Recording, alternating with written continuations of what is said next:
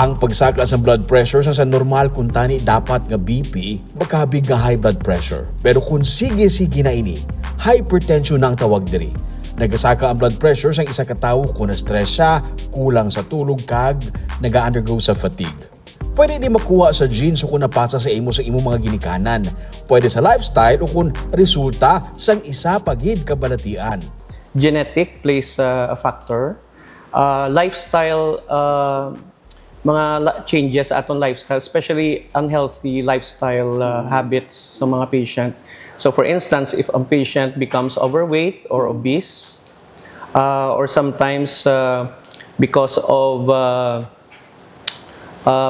intake of certain medications, may mga medications nga gapataas ang blood pressure, especially kung nag-take ang patient sa mga steroids or mga pain relievers like analgesics. This could also lead to hypertension. Now, ang less common cause of hypertension, but which is also very important, is secondary hypertension. When we say secondary hypertension, it's elevated blood pressure secondary to another medical condition. So, for instance, certain conditions like thyroid disorders, kung hyperthyroid ang patient, taas ang iya levels of thyroid hormone, this could also cause elevated blood pressure. So, other causes, let's say may ara siya sa mga endocrine problems like adrenal problems. Ang hypertension, ginatawag nga silent killer. Wala ka lang sa may ginabatsyag, pero hypertensive ka na gali. Kibuton ka lang nga ginaigo ng imo nga kidney o kung ng imo nga heart. Ang hypertension, it's actually called a silent killer because many patients actually do not have any symptoms. Usually, ang hypertension, ang mga symptoms niya would include dizziness, headache. However, there are persons who don't have any symptoms. So this is called asymptomatic nga hypertension. But even though nga wala sila ng symptoms, it doesn't mean nga okay lang.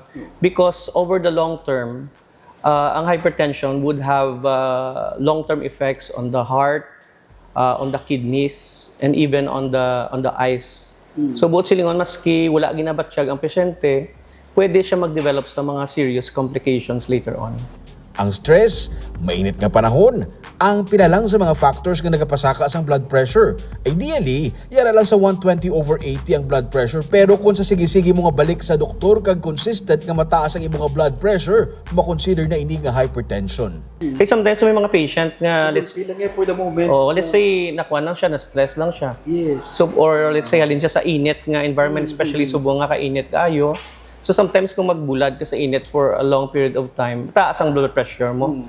But it doesn't mean nga hypertensive ka na. That's why most often gina-repeat ni siya sa physician's clinic. Wala man nagakahulugan kung mataas ang imong BP, automatic tagaan ka na sa maintenance nga bulong. Dili na makitaan kung ano ka-importante ang pagkonsulta sa doktor. May ara sa ginatawag ng mild hypertension. So in these patients, kung let's say wala man so mga 160, 90 or above. So sometimes we give a trial of lifestyle interventions.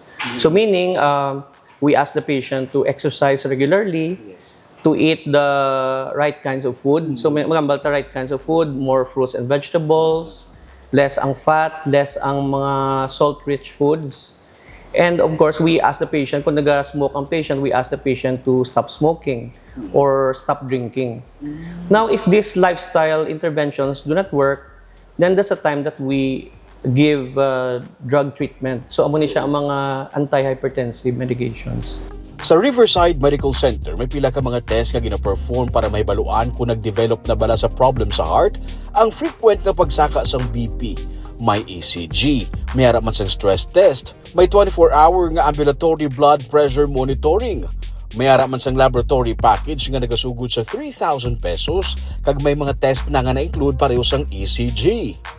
Tandaan, nga hindi tanan nga mga physically fit okay ang heart condition. Bisan ang mga athletes nagapatest anay isang ilang heart antes ang kompetisyon or marathon para makasiguro. Gani, importante ang ini nga mga tests. Katulad ko sa inyo. At first, syempre, malakat kayo sa doktor. Oo. So, mas better if guided ang imo nga mga diagnostics. Alangan, gasto ka lang dadayon, hindi manggali needs ang imo nga doctor, diba? So, si doctor gid yang mahambal, mas better if mambal, siya gid yang mahambal or mag-guide si mo kung anong need mo nga mga tests kag kung san o and dayon mabalik ka siya for more guided pagid nga mga what's the next step. Oo. So, even mga healthy, as gin-mention mo, mga athletes, di ba, doctor? So, nang maski ng mga athletes, nagpa-screen na sila sa amon before sa ilang mga competition, nag-treadmill na sila sa amon, kay syempre wala sila kabalo mo kung ano ang state ng heart nila at a certain heart rate muna. So, nang mas better if may guide gid sa imo. So, that's why go to your doctor first and then sila na mahambal sa imo kung anong mga tests nga need mo. Sa gihapon, ang healthy lifestyle kag ang regular check-up ang dako nga bulig para makalikaw sa seryoso nga balatian ilabi na gid sa heart.